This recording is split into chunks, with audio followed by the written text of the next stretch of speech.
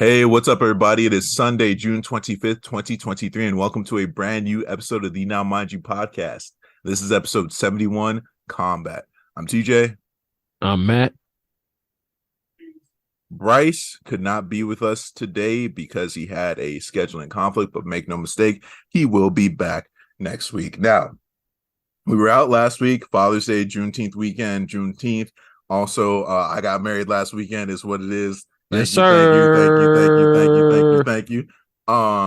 But with that, we have a stacked up set of UFC events that occurred. We had UFC Fight Night, Marvin Vettori versus Jared Cannonier that occurred on the weekend of the 17th, I believe, right? It was the 17th that happened. And then at the time of this recording, we also had UFC Fight Night, Emmett versus Topuria, which occurred on the 24th, which is literally last night. We're going to take you guys through the first one, Vettori versus Cannonier, then we'll segue into Emmett versus Topuria. So without further ado, let's get it going. UFC Fight Night, Vettori versus Cannonier. I believe this happened in Las Vegas, right? The Apex Arena.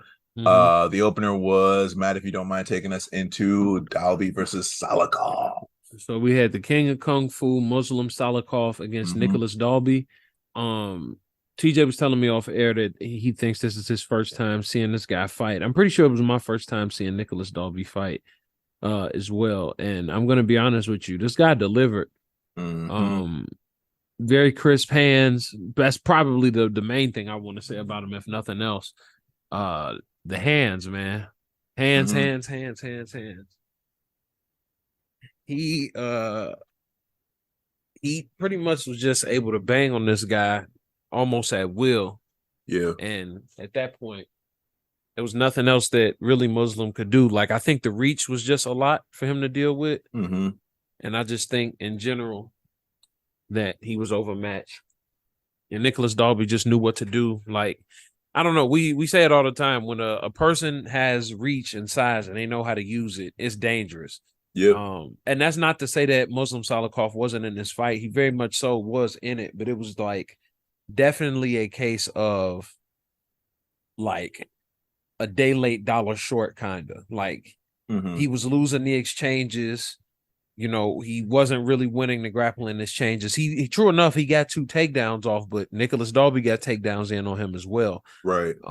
It just seemed like he just did things a little bit better than Muslim, and ultimately he was able to walk away with I think he got a unanimous decision. If he didn't, that would have been crazy. Yeah. But yeah, Nicholas Dalby walked off with a unanimous. TJ? I'll just say this add on. You know it's bad because Nicholas Dalby forced Muslim Salikov, who's known for his stand-up, to grapple. Yeah. Like Salikov wanted no piece of Dalby's 3-piece combos. Like, I'll just put it that way. He didn't want the drink, didn't want the biscuit. No. We're gonna grapple real quick. I have nothing else to add. You hit the nail on the head, man. Shit. Yeah, I don't know if you want to talk about this, but if you want to, you get into this Manuel Torres and Nicholas Mota. Yeah, let's get into that grand opening, grand closing real quick, right? On the one end, we had El Loco. I'm starting to see why Manuel Torres, right, versus Nicholas Iron Mota, right? So we had Mexico versus Brazil, and quite a bit of a height discrepancy. I want to say, how tall is Manuel Torres? I think he was like 5'11", 5'10", 5'11", to Nicholas Mota's like maybe like 5'6" or something like that. But with that being said, right, I'm gonna just keep it real with y'all. If you looked at the first 2 to 3 minutes of this fight at lightweight, you would have been like, oh, okay. Mota has got this in the bag. Torres is out here, high chin, hands down, not really moving his head off the line. And it would seem that Mota's got Torres's number. And at some point, he actually did kind of wobble Torres and put him in trouble. But then, listen, like, how would you even describe this elbow It was off elbow. the fence. It looked like Mota had his high guard up, like his hands were up. Like I think technically, clinically, I don't think Mota really made mistakes except just being in the ring with El Loco. Just existed, man. That's all he did wrong. He was there. El Loco hit him with a left horizontal elbow that from the camera angle, the initial camera angle, I thought he just threw like a rear left hand, like a rear cross. Nah, bro. But he threw that left crazy. elbow something serious. And actually, I was wrong. It was this fight where it looked like the opponent just went to sleep like he took a nap because the way I'm sorry for laughing. It's just no, it was crazy. The way Mota's body collapsed, he landed and then turned to his side, and he was like, I was sleepy anyway. That's how he landed, bro. There's one knockdown in this fight, and it's that. It was the one that counted. It was shit, man. Yeah, I have anything else to add. The last time we saw elbow like that was Calvin Kattar and Jeremy Stevens. Oof. When we thought there was that overhand he hit him with, but it was an elbow. We just shot that elbow down the middle. He threw this elbow with all the authority that somebody would throw a right hand. It would have made a Muay Thai coach blush. Yeah. The way that he threw this elbow down the middle. Man. You don't. That's like it was reinforced with structure. It was reinforced, bro. That's the knockout that like you don't want your parents to see. Like that's the shit that people see. They be like MMA. That's so violent. That like fuck, man. It was just something so carnal about that shows knockout. About the PTA meeting, right? They want to do this. Like fuck, yeah. You don't want to do that, man. Oh shit. Yeah. With that. You want to take us into the next one? Yeah, so the next one we got Pat Sabatini versus Lucas Almeida. I don't know if there was like a history between Lucas Almeida and Pat Sabatini prior to this fight. He's laughing because this was different. Like, I'm not familiar with either guy's game. Yeah. But I've got real familiar with Pat Sabatini. Bro, from bell to bell until he finished this fight, Pat Sabatini did not allow Lucas Almeida to know peace. Immediately coming to him with strikes, get on the ground. I'm hitting you down here. Where are you going? Stop moving. TJ has told me he finishes Lucas Almeida in the second round with a head and arm choke.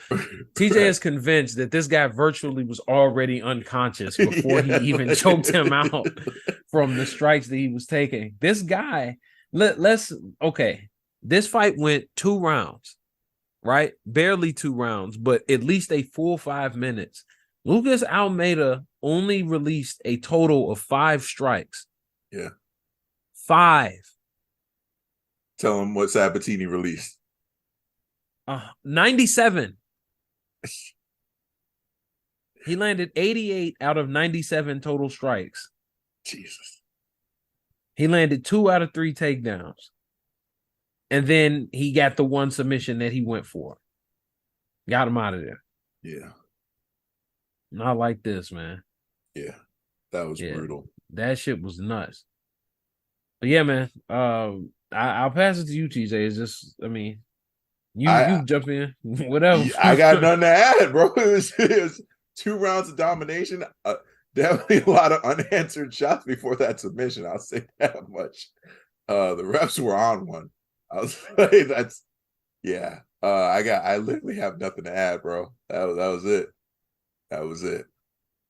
Do you want to go into our first Armand? Well, which one is this? Armin Petrosian. We have Armin Superman Petrosian versus CLD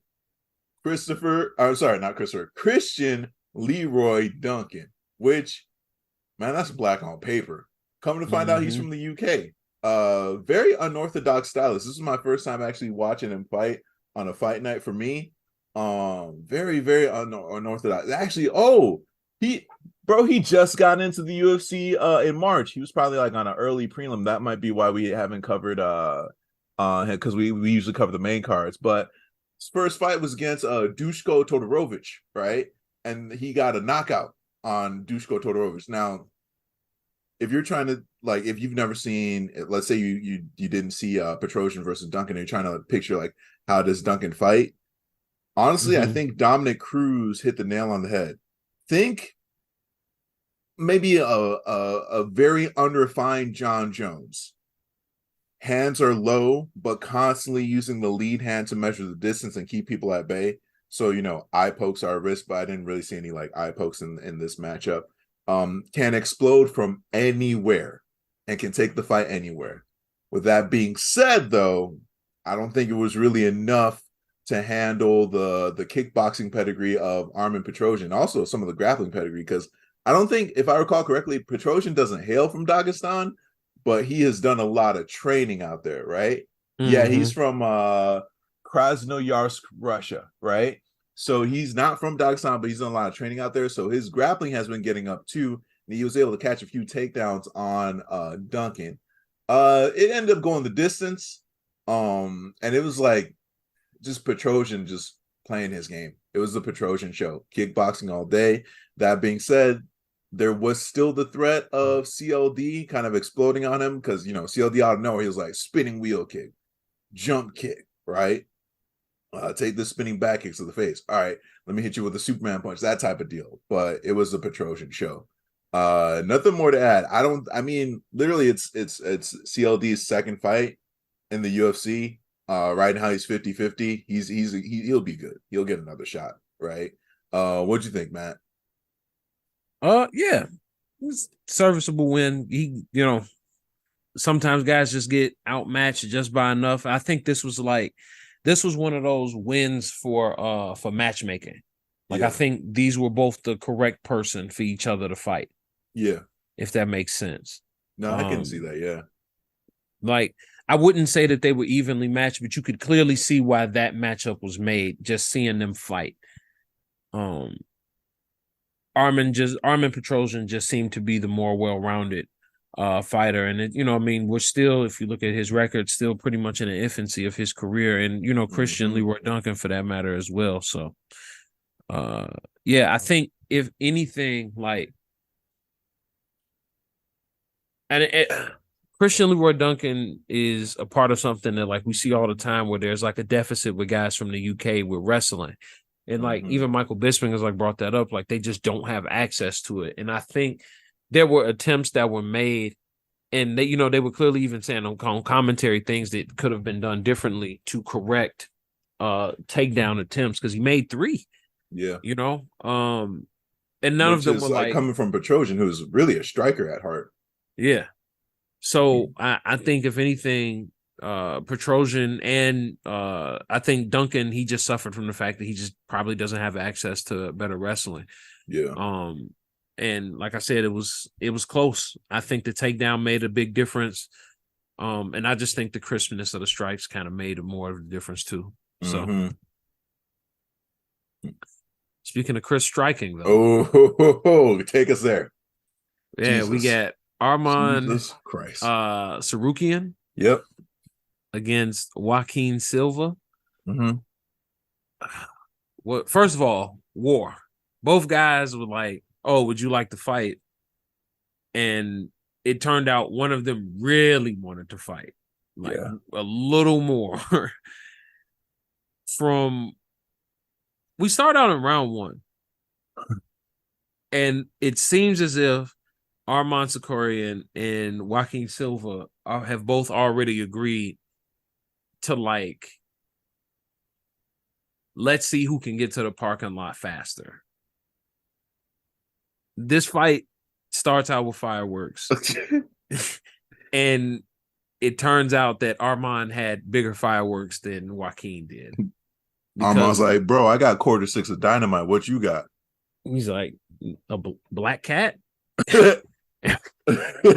Bro, this man, the minute It was almost like he didn't even smell blood. It wasn't even like a shark smelling blood in water. It was like the minute he I don't took know a step back, that third round.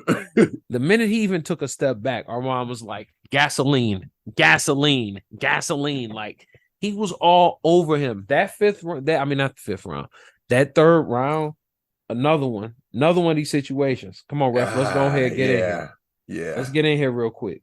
Yeah. Got this man up on the fence. Ugh. Got him down. It got to the point that this man was playing that damn Donkey Kong rhythm game on this dude's face. Like he Here's was the thing, literally y'all. playing Jungle Matt's Beat, bro. not exaggerating. He was like left, right, left, right. He literally just pounding his hands down. Like it looked like a movie. It felt like it was a solid 30 to 45 seconds of Sarukian just throwing hammer fists on this dude. And Joaquin Silva would like get his head out the way, and it was just like 12 unanswered punches, moves head. 15 unanswered punches, moves head. 15 unanswered punches, moves head. You got to show me some something. CTE. He can't show you anything. Like, can't you see his head? Yeah. That last round was just like white meat rice. Like, I'm on your ass. He was glued to this man. He's Velcro to this guy. Like, it's gonna be interesting to see what happens with this dude in this division. You go ahead, TJ, take over. We need to talk about the takedown that was basically the beginning of the end. Scooped up Silva's knee and dropped him on his head, and basically knocked him out. Well, wait, there's more. Yeah, damn, but yeah, hit him with because they basically went like skull to skull, damn near. Yeah, I was like, what the fuck? I feel like the ref could have stopped it there. Yeah, and the ref was like, Sir, you ready? Sir, you ready? Oh, he's dead, but let me give him a chance to fight back. He was like, fight back. Fight back. Get in there. This man's blood is on the canvas talking about help me. Like he's spelling out help me. And the ref's like, nah, let me see if he can fight back keep right working. quick. Yeah. That was keep working, fellas. Keep working. Insane. That I feel like that was 100% the late stoppage. And we're not discrediting Sarukian because at the end of the day, Sarukian is doing his job. It's like he's supposed to work until they stop you. Yeah. So it's not on him. Like, yeah. This is another one that's like where it's gonna show up with like reasons not to do MMA, right? Like, yeah, man, fuck. Shit, that in the fucking main event. Yeah. So you want to be a fucking MMA fighter, huh? Oh my goodness, bro. Marvin Vettori is out here trying to live. You saw the fight finally, TJ? Fullest. Yeah. Well, didn't I tell you? Cannonier didn't have to do all that, but he kind of had to do all that. Let's get into it. Listen, middleweight. This is what I will say. Round one, I give to Vettori. I give him round one because he did have a good performance. The next 4 rounds, though, Cannonier was angry. I don't know where it came from. I don't know that they had any type of prior beef. Did Vettori say some racist shit? Sometimes Italians be racist. Sometimes. I mean, you talk to any black soccer player playing in Italy, you know what I'm talking about, right? Listen. But go ahead. I got something to say about Jared Cannonier. They have scrubbed this from the internet. There was an episode of what's the show that they do, like the UFC does, where they follow them around like the week of the fight. It was an episode of Embedded. Yeah. He went to his daughter's school to have lunch with his daughter. And this little girl that was also at his daughter's school, like challenged him in some way. I think she was like, you're not gonna win your fight or something like that. And like he got on that to the point with this kid that it seemed like he was about to fight the child. Like it was low-key scary. And he even looked at the cameraman like, fuck wrong with her? And they was just like, it was so awkward. They have scrubbed that shit from the internet.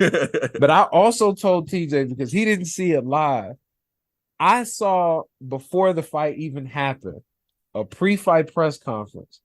And the way Jared Cannonier had this do-rag on, I knew there was nothing good coming.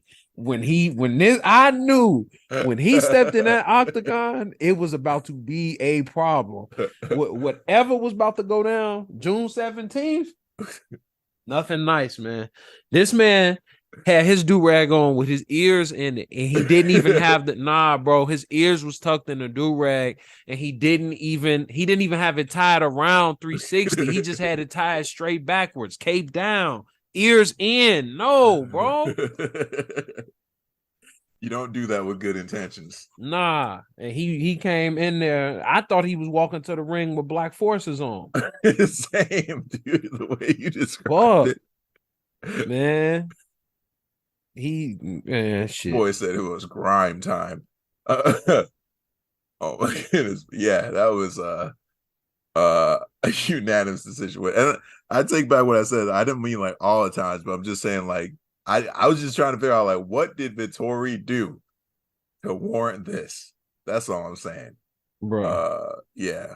When if they stay up to date doing their updates on UFC 4, when they do the updates on the stats on Tuesday, they need to go ahead and put that chin on Marvin Vettori to 99. Let's go ahead and move that bitch up. Yeah. It's whatever it is now, it's not high enough. Josh Emmett. Yeah. It's nuts, man. Well, with that, let's segue into UFC Fight Night Emmett versus Topuria. Oh my goodness. What a night of violence. It was some fights going down. You know what? Hold on. Yesterday afternoon, rather. Excuse me. This is true, but hold on. Let me check something right quick. I think, the only fight on the main card, aside from the one that was a no contest, we'll get into that. The only one that went to decision was the main event, and even then, it's debatable if it should have gone to decision. We'll get into that as well. But yeah, every fighter on this card was like, "Oh shit, this is an ABC card, or I'm gonna bring the utmost violence." Because, man. Anyway, do you want me to let me open this up with please, versus Bruno Silva? Well, I thought it was T City in that motherfucker for a second when I saw the braids. He do have the hair and the braids. He do have that. I feel like, yeah, dude. What was Brendan Allen's last fight? Because I feel like we covered that too. Did we cover Allen versus Muniz in February, or was it? We might have actually. You know why I'm saying this? Because I remember his tat with the dog tags on the side of his body. I was like, I've seen those tats before. But anyway, might have covered it. Yeah. This was Brendan Allen versus Bruno Silva. This was at middleweight, and it was opener closer. Brendan Allen did what Brendan Allen does. The nigga got a rear naked choke with 20 seconds left in the first round. It was a roller coaster of a fight, though. And the reason why I say this is because Bruno Silva dropped him, I want to say twice in the first round. And then Brendan Allen was like, cool, that's crazy. Hold on, let me give you some too. Okay, all right, let me work towards your back right quick. Okay, now let me go ahead and wrap this arm around your neck. All right, cool. Take this with you right quick. Nothing personal, bro. It's just business. Anyway, is that the tap? Bad. All right, man, it's good working with you. Nice to see you. Good work. Yeah. I mean, that's literally what it was. You have anything to add, bro? Because it was no, that shit was nuts. Open, close. Yeah, it was one of them. Yeah, it was one of them. Speaking of, oh man, go ahead. We get right into our next one. We had David Onama versus Gabriel Santos.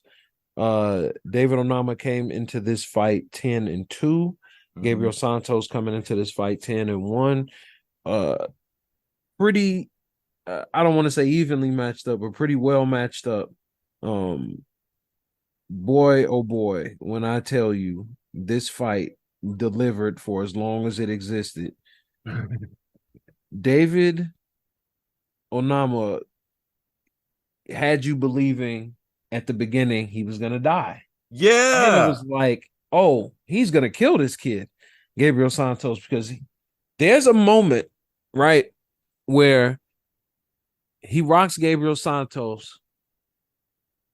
Gabriel Santos rocks him. He wobbles backwards to the cage. Gabriel starts throwing these big hooks, and he throws a check hook like from hell on Gabriel Santos. And first of all, I don't even know how they got to the second round. Yeah. Like, but when I'm looking back at my notes, it's tweaking me out. I was like, oh, this went too?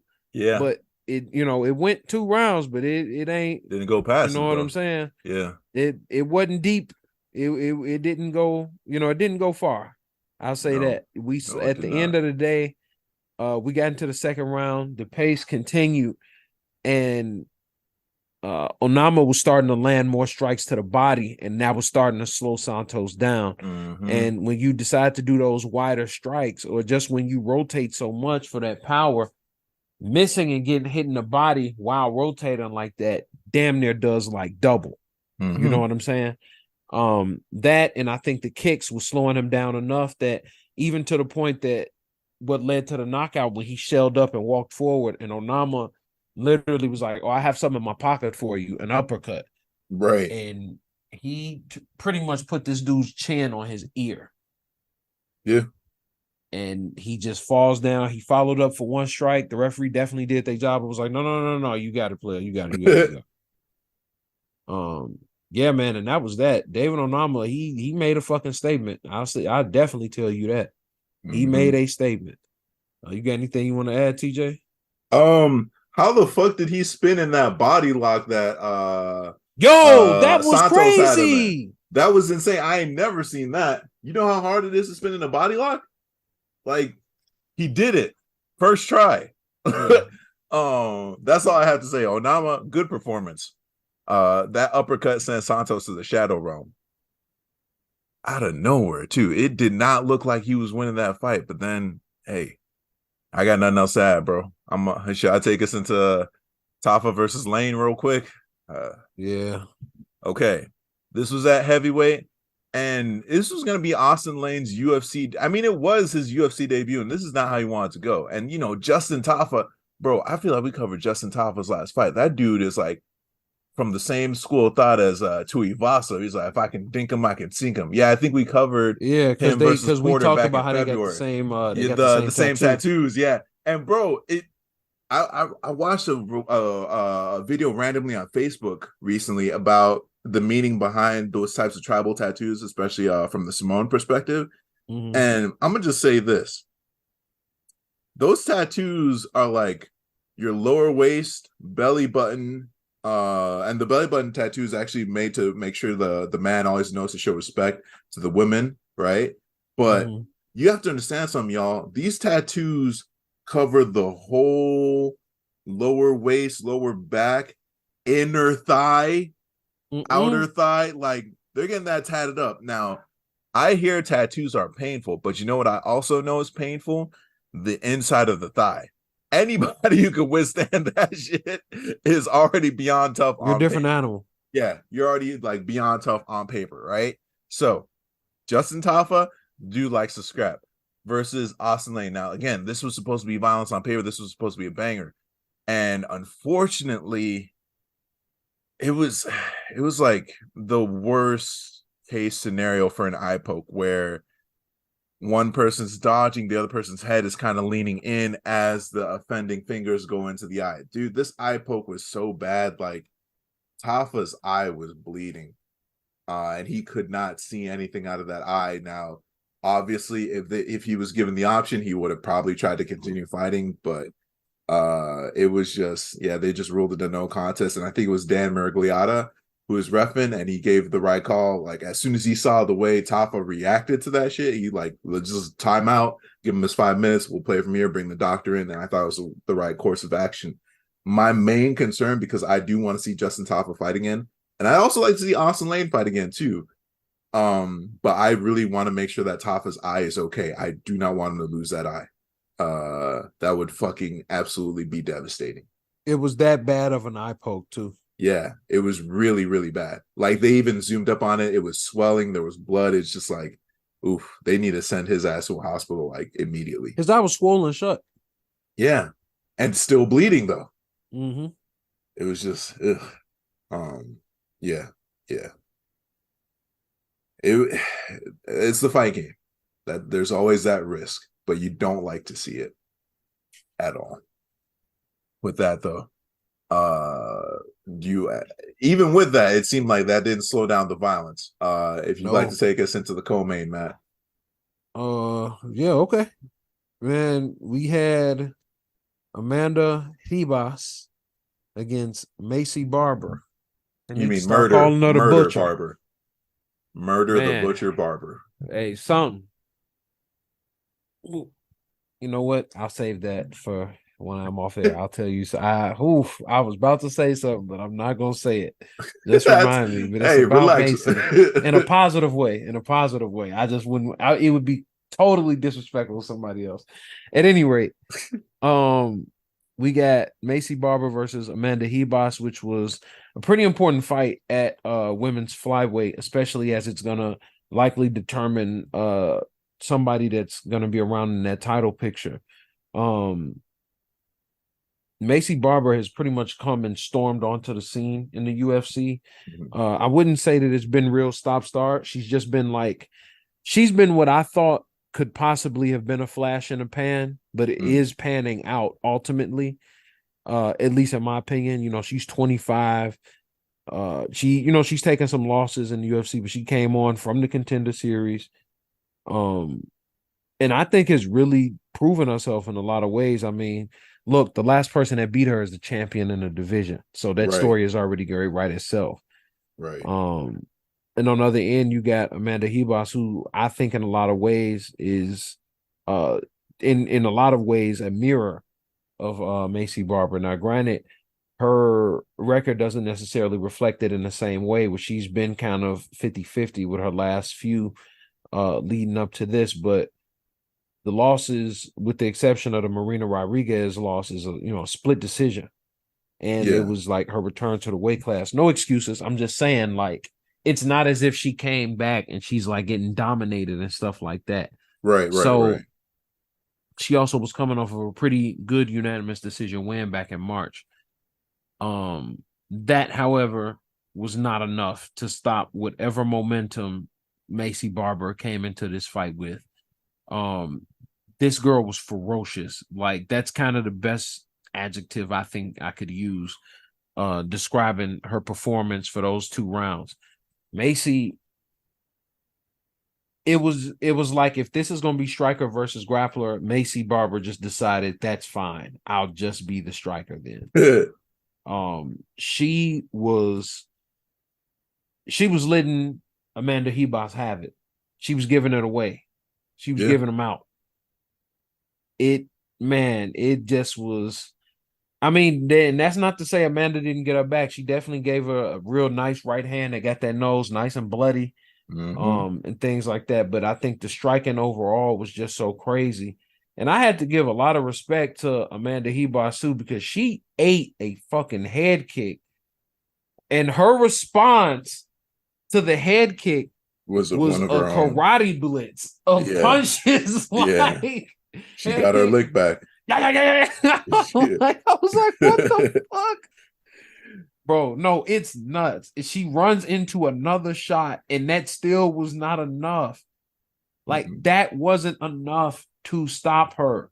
And Macy was like, well, whatever else I need to hit you with, I will. And it turned out that was a left hook after a overhand, where she switches stances and just pulls that left hook up, almost kind of like a half uppercut. And that was enough to put on the button, because it's crazy to think a half uppercut was what knocked this girl out, and not a fucking head kick. A head kick that did not even make her take a knee. I need to reinforce the fact that her response to getting head kicked was a 4-punch blitz. Yeah. That was her answer. Macy knocked some sense into her. He's like, oh, right. You don't train that in the gym, man. That's crazy. Not unless you want CTE. Yeah, that was nuts. But that's all I got to say. That shit was nuts. That was a crazy fight. I don't have anything to add. In all seriousness, I'm calling her Murder Barber from now on. You want to take us into Ilia Topuria and Josh Emmett? Yes. Featherweight. Also, does Topuria still want Patty the Batty? Because it sounded like he was like, just give me the title shot up next. He wants Volkanovski to be able to defend it. But spoiler alert, Topuria won. Also, Josh Emmett's chin is crazy. Also, the reffing was wild. I didn't even think it should have gone to the 5th round. Also, I'm gonna say this going into this fight, it was the story of a jab. Also, I think Also, I keep saying also, and furthermore, but also I think Topuria might have some of the best striking I've seen. He's like I wouldn't say he's the best, but I'm saying like there's this new generation I feel like coming in where hands are looking really, really sharp. Like whatever like DC, Dominic Cruz, Paul Felder, Brendan Fitzgerald have been like talking about with people's hands and like utilizing the jab to set up everything first. We're kind of starting to see that with this like new cohort of fighters, right? With the Ilya Topurias, with the Armin Sarukian, niggas got hands, right? Anybody coming out of Los Lobos, right? Like we're seeing like people putting respect on their boxing in the UFC. Matt's gonna laugh when I say his name, but Andre Fialho, you already know, right? But he's also got like quite the boxing pedigree. You already know he on Dana's ass right Right? now. Like, why am I not in there, Dana? He's like, Dana, next week. Dana's like, bro, I've please stop changed texting my me. phone number 30 times. How does this nigga keep getting my number? Who Change gave him channel shit, a direct Dana, line? please. like, no, this has got to stop. Dana gets a restraining order. Andre Fialho was like, the lawyer works for me. Anyway, Damn. yeah, bro, it was just the story of Topuria's hands. Like he started rearranging Emmett's face in the first round. By the fifth round, Emmett did not look the same. Things that really stood out to me: Topuria's footwork. He was never chasing Emmett, always heading him off. Right? For one. Mm-hmm. For two, Topuria's defense and head movement. And this is something I actually noticed about Sarukian. This is like one thing too. Again, going back to the boxing that really made, because I was rewatching Vettori versus Cannonier and also watching Topuria versus Emmett. But high guard, they're not forgetting the rule. Never drop your hands. Emmett, I should say not Emmett. Topuria knew that Emmett has a crazy hook, right? And bro, some of those swings Emmett took where he was hitting there, I was like, yeah, I'm pretty sure anyone would disintegrate on impact. He hurt the air, bro. Yeah. Like I'm pretty sure I would disintegrate. I was like, hey, bro, I didn't even know what I did to make you feel this way, but I'm sorry. It's one of those with like you see in like an anime where like a guy misses the punch and you But know the they gust, missed, but the wind gust, like cuts their yeah, face. Like, what the fuck? Like, you were gonna hit me with this, huh? Yeah, All that right, was gonna be your life. You were about to die. I quit. But it's like Topuria's head movement was hella slick. His footwork was slick in the sense that not only did he head him off, but he was good about getting in range and out of range, right? Just out of reach for Emmett to hit him, but just in reach for him to do damage to Emmett. Then the last thing, his right hand never dropped, ever. If you look at pictures of their faces after the fight, they don't even look like they fought each other. They look like they were in two different fights, right? But yeah, bro, there was one point. What was it? Was it round 4? I put Jab City population Emmett's face. Damn. But it was just like Topuria was just doing whatever he wanted at will, right? Like you can't count on Emmett because all it takes is one hit for him to change the tide of the battle. But like there was that one uppercut that Topuria threw. It turns out it was more of a shovel hook, but it dropped Emmett something crazy. I thought the fight was going to be over there, but apparently the ref and I did not agree. Anyway, it was a commanding masterclass of boxing. And I feel like Topuria even got a few takedowns in there because there was one point where he hit the slickest double leg I've ever seen, like perfect timing on the level change, hit Emmett with a double leg and took his ass down. It was crazy. But yeah, I'm just giving so much praise and adulation to Topuria right now. I'm gonna pass the mic over to Matt. Josh Emmett is pretty much like a killer in the division. Like this dude doesn't know how to not swing with bad intentions. Is probably, I would say he's probably like the dark horse of the division, in my opinion. Because he gets situations like this, right? Like the last time we saw Josh Emmett was like when we saw him against Calvin Kattar, it was like horrifying. And we saw him against Yair Rodriguez, and it was like, oh wow, Yair Rodriguez has really leveled up his game. And then you see him against Ilia Topuria, and it's like, yo, this guy is a whole different level. But then when you see Emmett on that run of Mirsad Bertek, Burgos, Dan Ige, Calvin Kattar, Michael Johnson, yeah, it's like, oh man, like don't sleep. Yeah, so I mean, even in this another one, when they do the update in the game, just go ahead and put the 99 on my man's chin, bro, because Ilia Topuria was hitting this dude with everything. Kitchen sink, the couch, the front door. He shot the gun, emptied the clip, threw the gun at him. Like John Wick style. Yes. This dude just refused to go. He refused. Josh Emmett was just like Matt Schnell, me. Yeah, just it was a lot of canine in the DNA. You know what I'm saying? A lot of pit bull came back from the USADA. You feel me? Yeah. You know what I'm saying? Like when they look at the dog's X-rays, they're gonna see Josh Emmett in there. That's how he was in there, man. Because like the thing is, here's the thing. We're not saying this to say Josh Emmett just went in there and flat got his ass whooped. No, he didn't. Was in it. Bro is just that nice. Yeah. He didn't flat get his ass beat. Man, you are really tan. He did not just flat get his ass beat. He really like was in those exchanges, but like the difference was he would clip Ilia Topuria, and Topuria was landing flush. Yes. He wouldn't get anything clean off on this guy. And it was like everything Ilia got off was clean. Yeah. So that's really the only thing I could add. That was really the difference. I mean, look, when you look at the numbers, they both threw over 300 strikes, both significant and total strikes. Yeah. And I think the difference was just also those takedowns for Ilia Topuria. He had 3 takedowns, and those were the only takedowns he went for.